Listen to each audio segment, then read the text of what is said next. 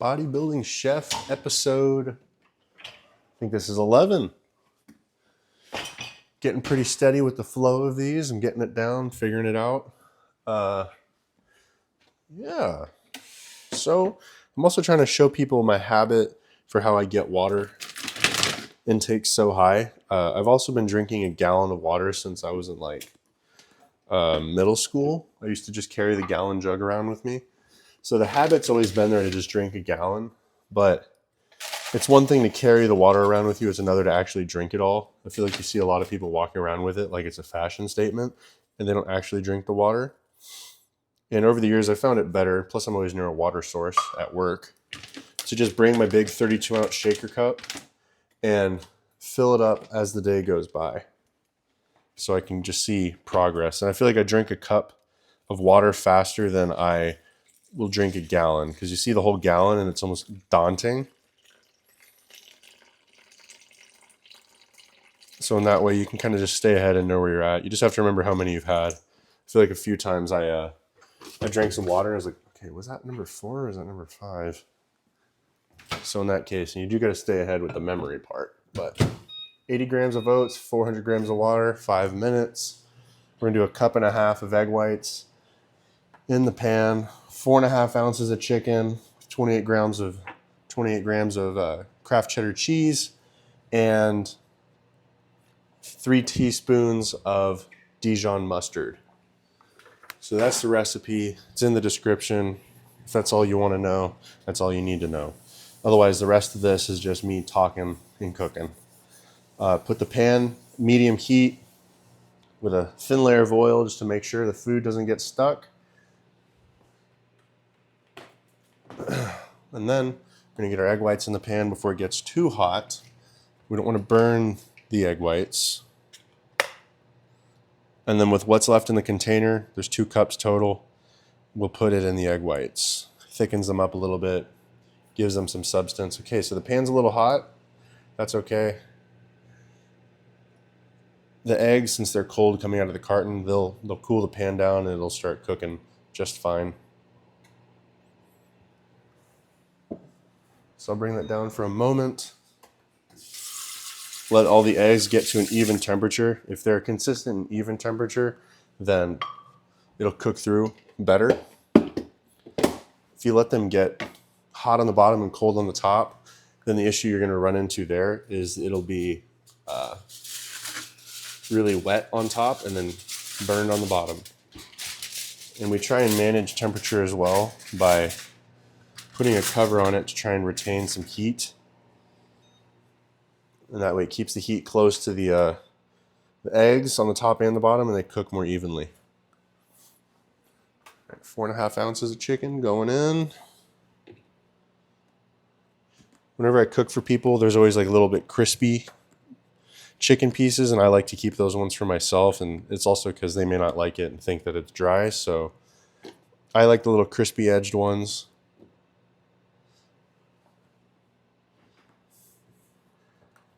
I even pull some of the crispy bits off of the grill whenever I'm cooking, and I either snack on those like little jerky pieces, or I save them in the Tupperware for later to cook with.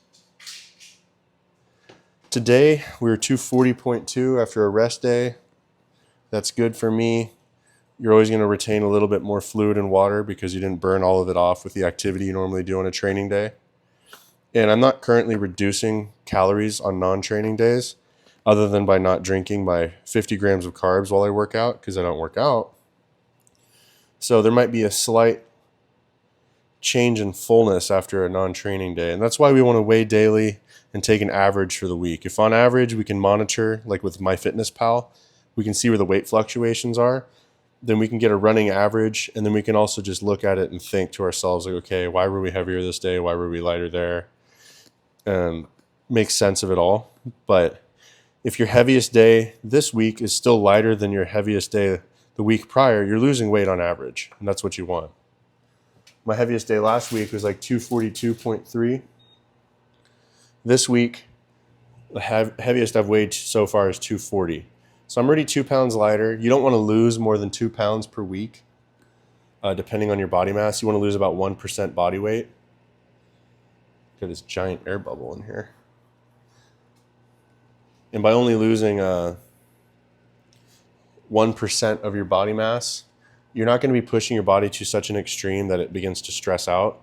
And I always stress to people, you want to reduce stress of any type that's non-beneficial for training. Training is a stress that we want to adapt to so that our muscles grow, but it's not the kind of stress we want to subject ourselves to constantly. And that's why we take rest days. Reducing that fatigue, letting the body recover, and then getting back to it. So it's the half an onion from yesterday. We're going to chop off the end that has that onion growing inside of the onion. Because that onion skin, it's just not right. It doesn't taste good. It doesn't feel good in the mouth. Then we're going to dice the onion, cutting vertically towards the root section of it. Kind of looks like it holds it together, a little ponytail. And then we're going to cut again in the next direction by rotating it 90 degrees. And the smaller the vertical slices are and the smaller the horizontal slices are, the more diced your onion will be.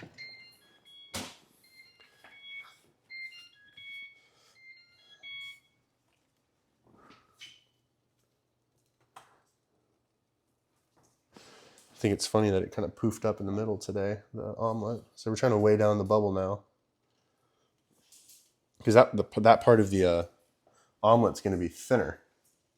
And it may not cook the same way. So try and push it down a little bit. I might pop it in a second.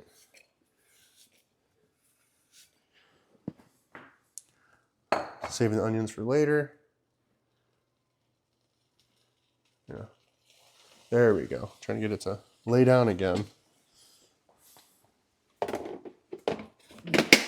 Egg whites are done. Not egg whites. Oats are done. Just need to throw our other remaining half cup on here.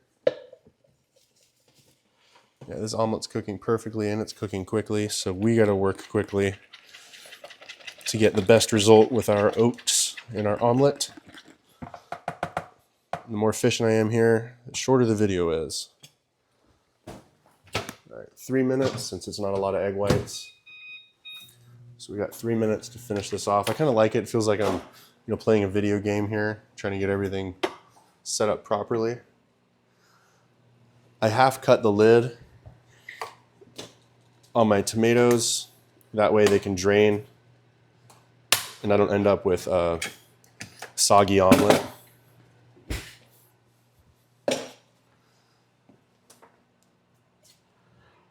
All right, so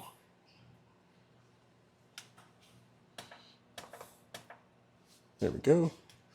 67 grams. It's about like 2 spoonfuls. There's potassium in tomatoes. You're gonna get a lot more potassium by eating certain veggies like tomatoes, potatoes, and vegetables, other vegetables like green leafy vegetables. And that's good because there's no potassium supplement that can have more than 99 milligrams in it. Because it's an electrolyte, you can actually give yourself heart palpitations by taking too many electrolytes. And that's why a lot of bodybuilders have heart issues right after a show, because they'll deplete their water to reduce water retention and look harder on stage and bring out more detail. And depleting water and depleting your sodium, potassium, magnesium levels to do that makes your body like a sponge. So if you give it a lot of sodium and other electrolytes after you get on stage, right, whenever the show's over, and you eat a surplus of carbs while you're depleted and then drink a lot of fluid, the excess electrolytes can mess with your heart and give you heart palpitations. That's why it's not good to binge after a show. And also your body will be in that hyper-responsive state and retain a bunch of water weight. And that extra water will increase your blood pressure. And excess water retention is very dangerous for the body. So we don't want that. After my first show, I was 207 at weigh-ins. Literally by the next morning, I was 228. because I drank a bunch of water, drank a lot of soda. I had 3 milkshakes that night, cookies after the show. After I got off stage, I had a pack of M&Ms, and I ate 3 cheeseburgers, 3 things of French fries, and some onion rings also. Doing that, you are setting yourself up for a disaster. Dillweed seasoning. Just a little bit of salt, right? We want healthy salt, not too much salt, where we're storing excess water weight. See, I only get a chance to look lean for about 5 minutes in the morning, because then I chug all that water. And, by now I'm already got half a gallon of water in me, and in a moment it's about to be a little more. It's about to be, 3/4 of a gallon in less than like 3 hours. That's good for hydration because I'm eating, all the salt and stuff, but my body's going to retain a lot of water under the skin because it's trying to figure out where else it can put it. And when I do that, I'll hold water in like my chest, face, and around my waist. So I have a nice tight jawline in the morning. And by the time I get to my client session and back, I tried recording, talking to myself for the little Instagram or for the YouTube. And I can just see like the water's already on the jawline. So the air bubble made the egg a little thinner towards the center. So it's easier to rip, but it didn't rip. We did great. I'm going to turn the heat off, cover it, get our oats ready. The omelet looks beautiful. Looks really good. Okay, we're going to get a little water in the oats to make it easier to mix these things in. We're going to put a gram of espresso powder. Why does it never come up? I think I just need a...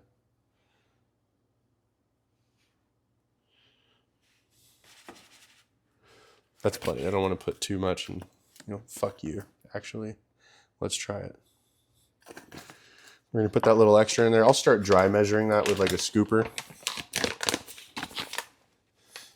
14 grams of cocoa powder. And a big heaping pile of Splenda.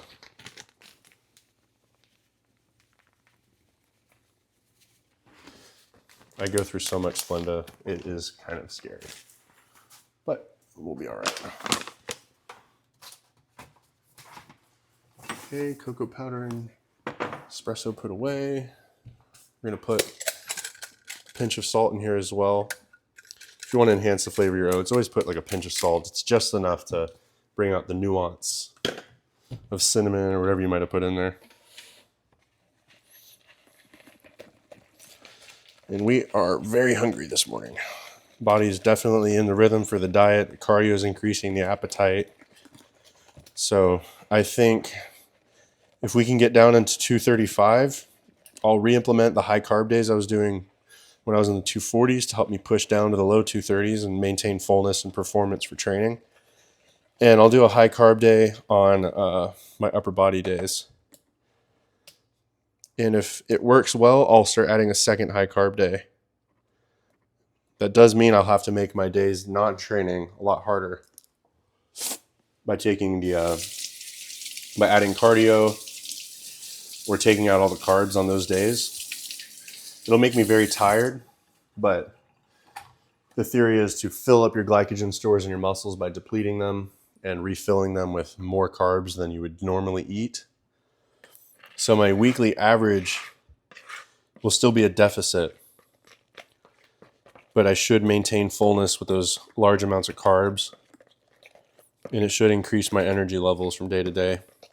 So my leg days, I'll probably have like 400 grams of carbs, non-training days, 200, and then my upper body days, I'll do about 600 grams of carbs, 700 grams of carbs twice a week. So chocolate oats, omelet, egg white omelet.